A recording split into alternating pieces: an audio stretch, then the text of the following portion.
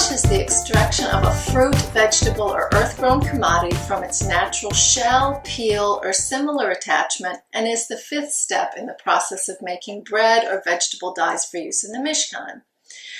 Dosh translates into English as threshing and is another of the 39 prohibitions of Shabbat. So typically, dosh or threshing occurs in the fields as part of the harvesting process. During the days of the Mishkan, it was done by people stamping on the piles of stalks to break the kernels off from the stalks, the leaves, and chaff, or by animals dragging heavy boards over the stalks. Today, it's all done by machine right in the field. So dosh applies to all fruits and vegetables, whatever is grown from the ground. Dosh does not apply, though, to the thin peels that adhere closely to the fruit or to the peels and shells that are ordinarily left on until the fruit is eaten. So orange peels is not a problem on removing those on Shabbat. So almond or walnut shells are also permissible to open on Shabbat. So how does dosh really apply to us? Well, if you have pecan trees, walnut trees, or other nut trees, the nuts fresh from the tree have a fibrous outer layer that you've probably never seen if you've just bought nuts from the grocery store. And this fibrous outer layer conceals the more wood-like shell that we're used to seeing. So dosh would be removing this outer fibrous part of the nut, and that would be prohibited on Shabbat. Also, removing peas from a dried, inedible pea pod would be prohibited on Shabbat.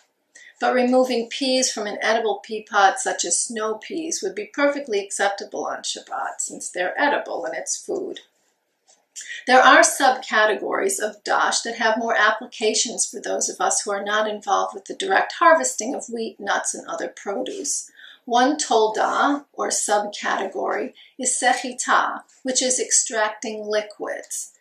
Since olive oil and wine were used in the Mishkan, olive oil for the anointing oil and wine for the libation offerings, it's prohibited according to the written Torah to extract the juice from olives or grapes on Shabbat.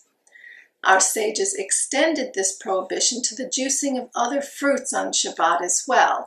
Any type of fruit that's commonly used for juice, such as oranges, grapefruit, pineapple, tomatoes, those would be prohibited to juice on Shabbat.